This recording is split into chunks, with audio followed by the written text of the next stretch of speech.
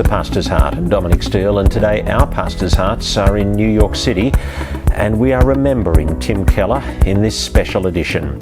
Just a few hours ago, all the congregations of Redeemer Presbyterian gathered together in New York City. It had been an event planned for a long time, a vision night for how the 5 congregations might work together going forward. But in the hours before the event, it took on a very different nature as the congregation got news that founder Tim Keller had died. Tim Keller and his wife Kathy planted Redeemer Presbyterian in 1989. He's had a massive impact on New York City and on ministry to cities across the world. He was a pastor, prolific author, co-founder of the Gospel Coalition and founder of the City to City Network. My friend, journalist Tony Carnes, has been there in New York for the whole journey. Tony is a member of Redeemer. He joined the church just a year after the Kellers started it. He was an elder for 8 years. He hosts the nycreligion.info webpage, tracking the faith journey of that city. He's written a major obituary on his pastor Tim, and we have linked to that in the show notes. He is just back from that Redeemer Joint Congregation meeting. Well, Tony, tell us about your heart and the emotion in the room. We decided to, a couple of months ago, to come together to, work on having a common vision and keeping in contact with each other. And we did not know, had planned that with Tim Keller and Kathy, the plan was that they would be there. Tim Keller and his wife, Kathy. But then, of course, he was struck down this morning. And there was a general feeling that this was really ordained by God. That is, it was coordinated. The timing was exactly right. All the 5 congregations had come together. Normally they don't come together. Tim Keller had pre-recorded a greetings and an outline of the future vision, and he wasn't able to make it because his seat is in heaven, and our audio equipment doesn't extend that far, but people really felt like it was so meaningful. It was a very meaningful. We used the Salvation Army Auditorium on 14th Street. Is their national headquarters auditorium, and so it's quite big. And we had a time of a service, a time of songs, and they were so strongly felt and sung by the audience. And we had the pastors from each of the particular congregations that used to make up singular, Redeemer, but now they're Redeemer of different places in New York City, Manhattan, and they talked a little bit about their own reminiscences and their own feelings at this moment. And I remember one particular story that Reverend David Bisgrove, who is the pastor of our Redeemer West Side, we call it. And Manhattan is made up of West Side, East Side, Lower East Side, Village, Chelsea, so forth, all of these areas of Manhattan. But the West Side, which includes the classic Jewish area of the West Side all the way up to Columbia University. And David Bisgrove gets up and he says, he hadn't seen Tim for a long time, a relatively long time. But he went to the hospital to visit with Tim on Wednesday, and Tim was at that point not too conscious, and so David leaned over Tim and kissed him on his bald forehead, and Kathy, his wife, said, "Tell him you'll meet him on the other side." And David said, "Tim, my friend, I'll meet you on the other side." Like I would say, it's just a moment of great power, emotion. You feel God in that moment. Tim was conscious for quite a bit of time earlier in the week, and he was definitely on duty as his pastor. He had a 12-year-old relative come to him, and he said, well, how am I going to talk to her? So he calls somebody. He calls somebody and says, how do I relate to a 12-year-old? There from the hospital bed, Tim was still learning his ministry. So that was the type of stories that were being told. Tim Keller had this big impact, but not because he was a particularly showy preacher, not because the music was particularly, blasting like a rock concert with good music, but he had focused on the gospel and had a very remarkable way to distill what he was reading the gospel and apply it and talk about the questions people in New York City were asking.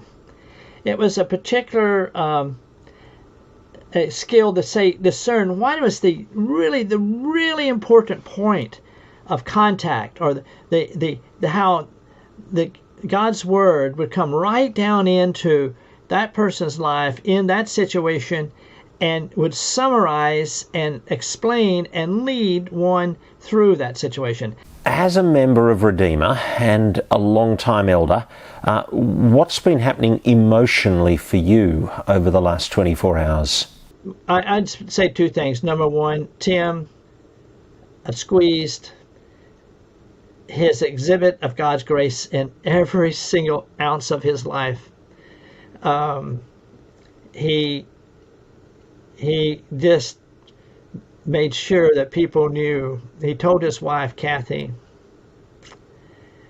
who in the last conversation he had, he said, well, it's time. I need to go to Jesus. He said, he told her and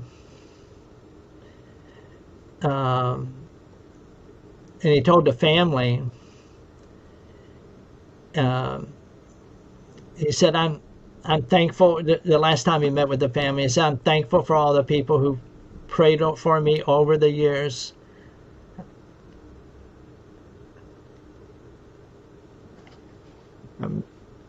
I'm thankful for my family that loves me. I'm thankful for the time God has given me, but I'm ready to see Jesus. I can't wait to see Jesus. Send me home. The very last time is he waited for everybody to go out to be alone with Kathy. And she kissed him in the forehead. And his last words, there is no downside for me leaving. Not in the slightest. Because he knew that he was going to heaven. And that we had a sort of a terrible sense of loss, but also a terrific sense of joy. So how do you mix those two together? Well, it's we just had both, and so we're happy, we're thankful, and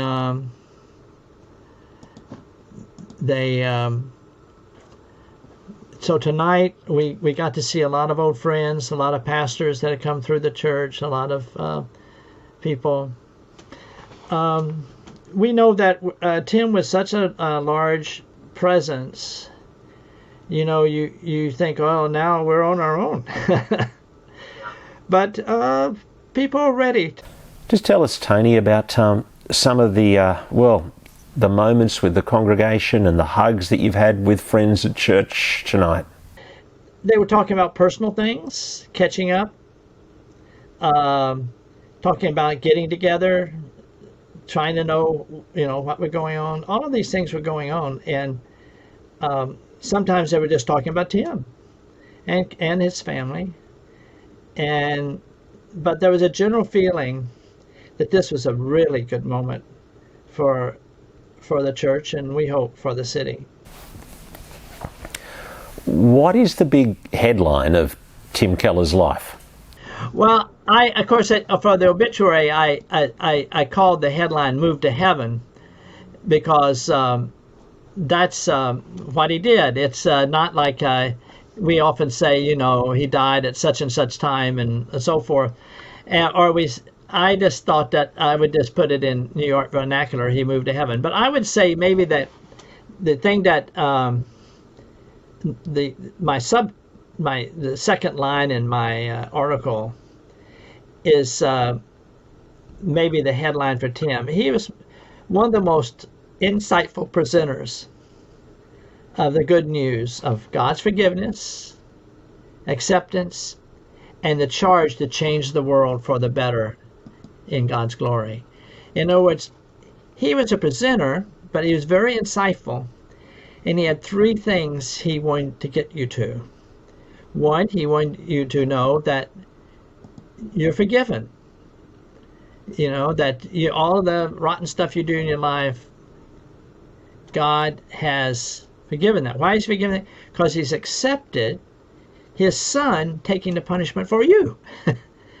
So we're accepted. We're not only forgiven, we're now accepted by God. It's not like, the cold forgiveness we give people. I forgive you. I forgive you. But it's rather cold sometimes, It's sort of like, okay, I'll forgive you. But then the bigger step is we accept.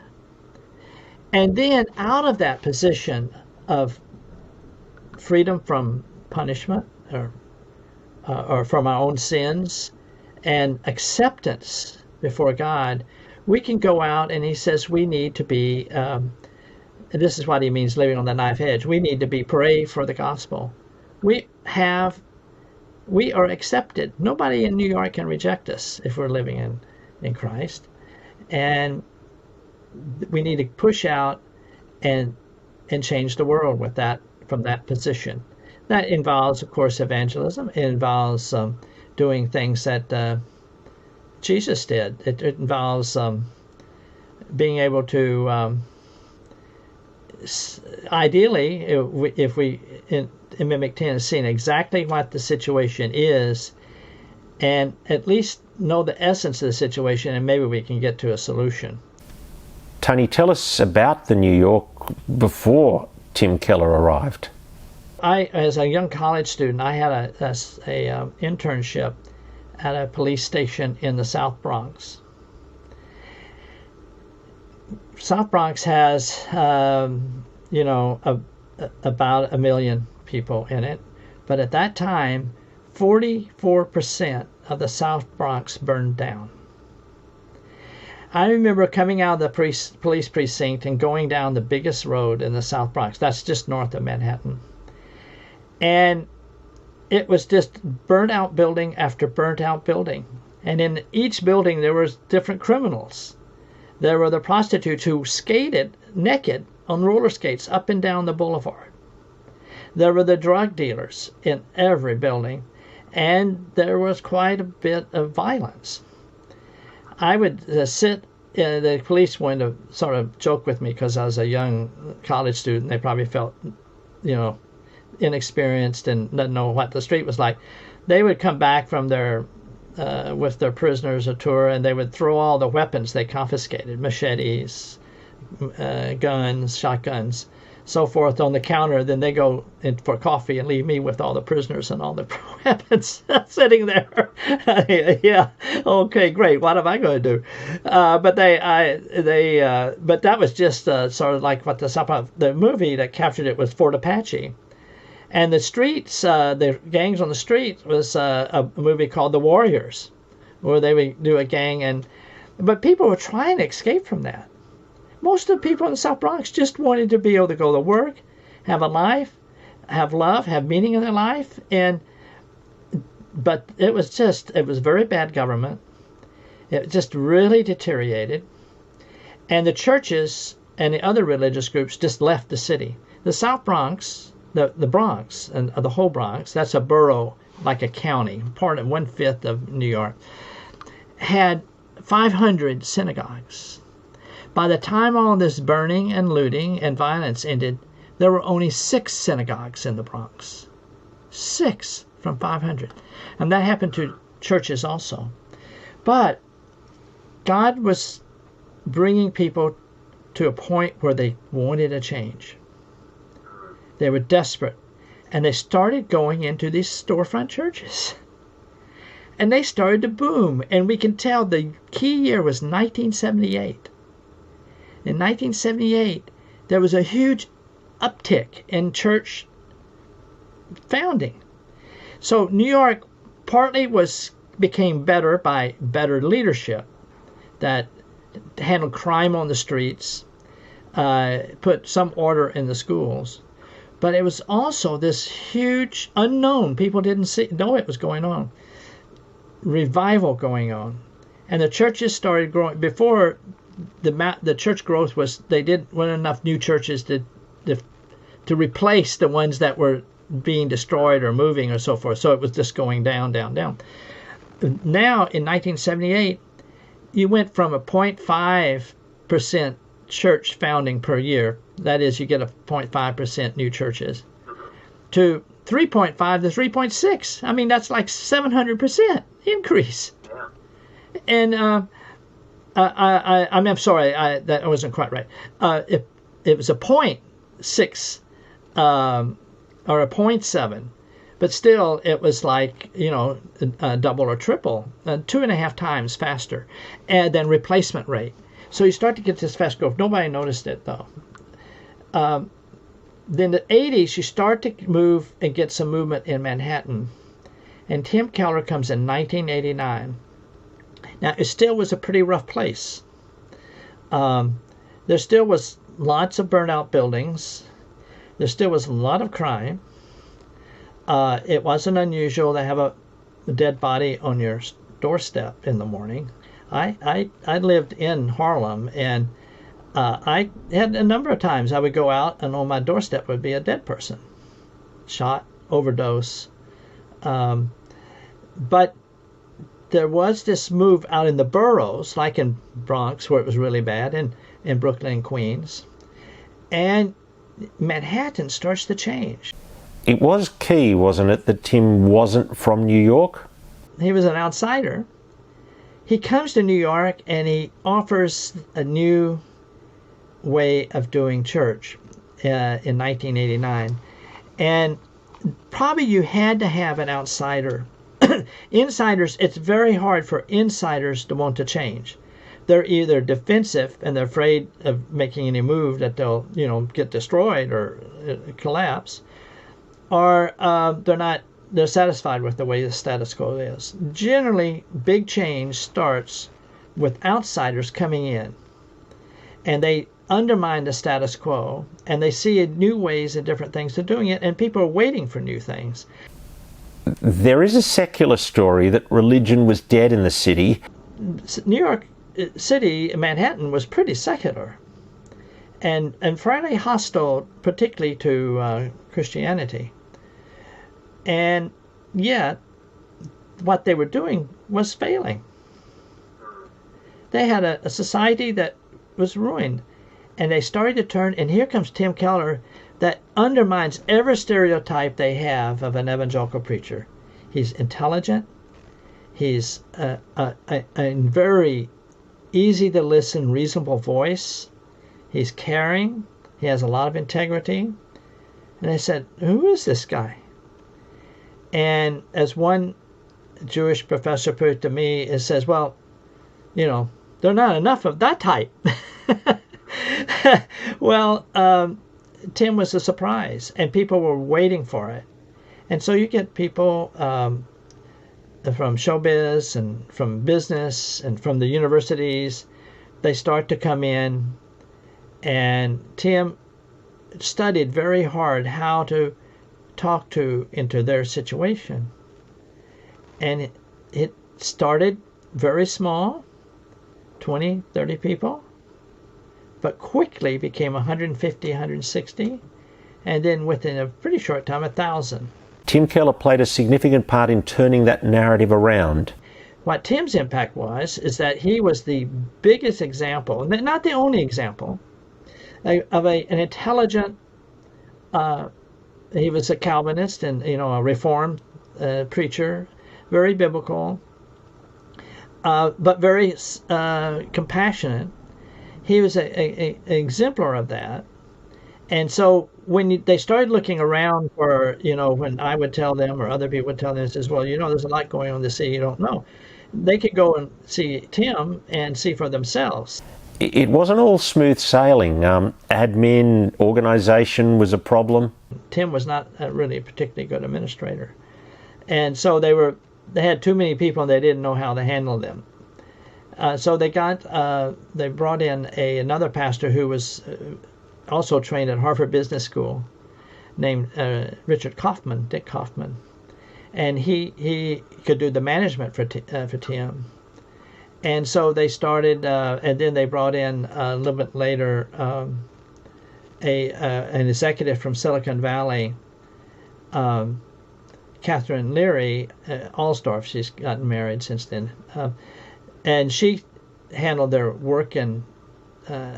workplace ministry, and also gave advice on many other management things. So they were able to order things so that Tim could put the focus on the preaching and on the caring for people. A Redeemer started a lot of did a lot of partnerships with faith-based compassion organizations, and then finally they created a church planning center that became Redeemer City to City, which has been working with church planners all over Asia, for example, and in Australia, I think.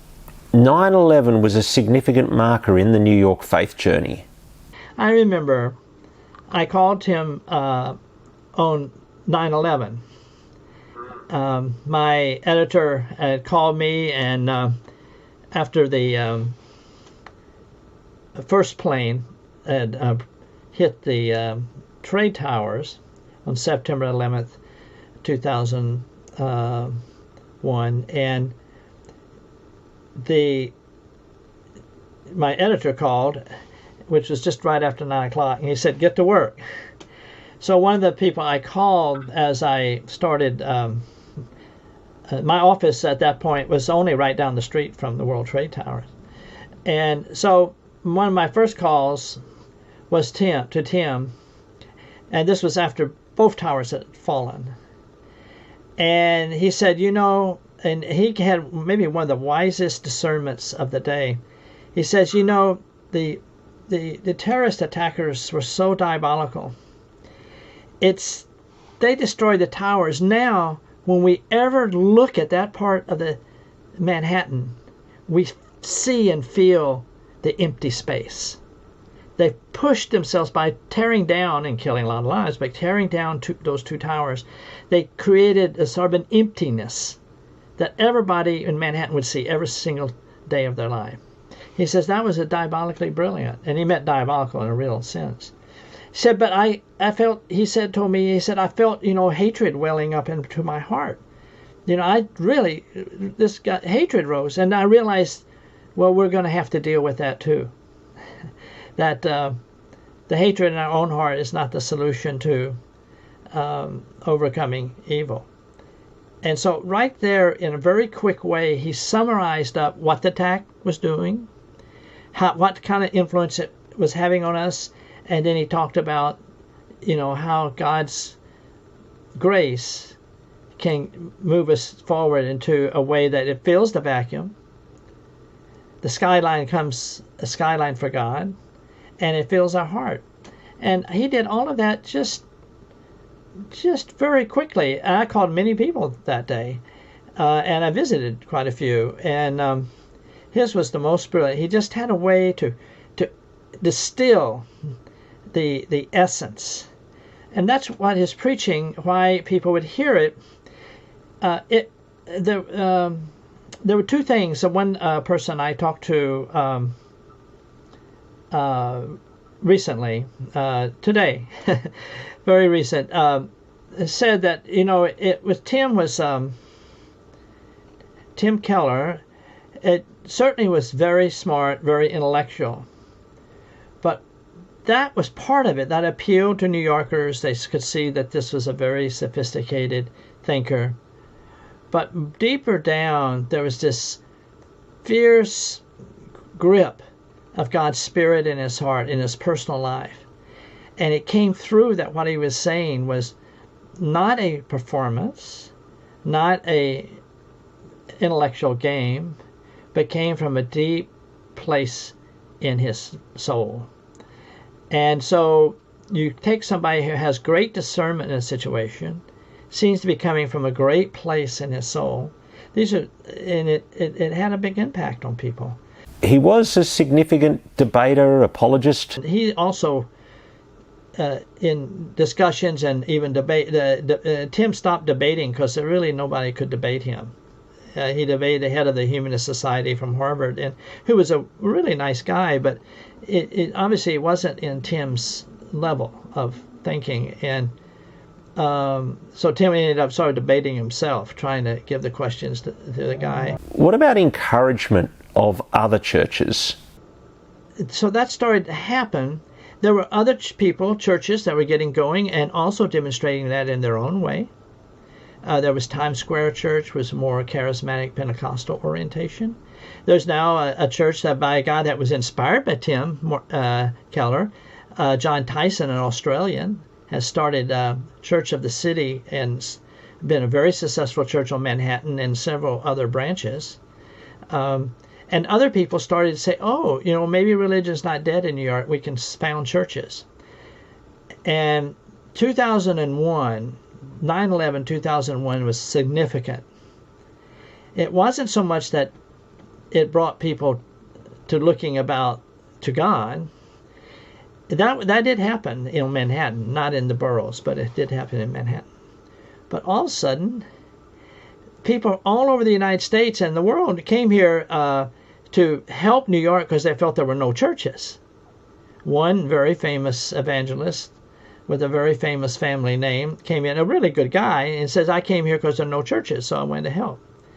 And yet there were a lot of churches being founded, and Redeemer had a big role in that, not the only role. Tim did one thing that was very good. He said, I'm going to create a network of church planners, and we're going to help people regardless of their denomination. If they're Christ-centered, they're evangelical, they believe the Word of God, we're going to help them.